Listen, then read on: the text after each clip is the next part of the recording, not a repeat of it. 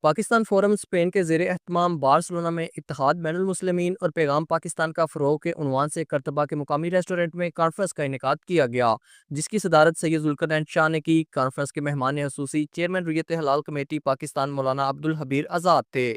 اس دوران خطاب کرتے ہوئے علماء کرام نے اتحاد بین المسلمین کی ضرورت پر زور دیتے ہوئے فرقہ واریت پھیلانے والوں کو ملک اور اسلام دشمن قرار دیا۔ انہوں نے امن، بھائی چارے اور اتحاد پر زور دیتے ہوئے کہا کہ معاشروں کی تعمیر امن کی کوششوں سے ہوتی ہے۔ آج ہم ان معاشروں کو ترقی یافتہ کہتے ہیں جن میں امن، رواداری اور اتحاد نے فروغ پایا۔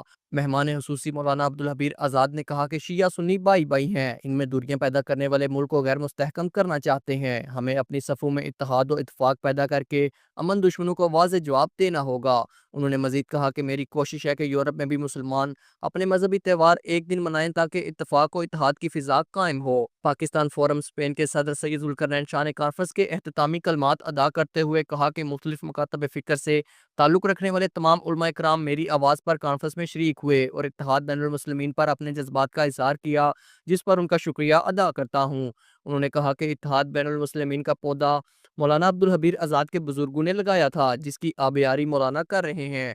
آخر میں مولانا عبدالحبیر آزاد نے وطن عزیز کی سلامتی اور دنیا میں امن کے لیے خصوصی دعا کروائی۔ قمر فاروق، JK نیوز، بارسلونا، اسپین۔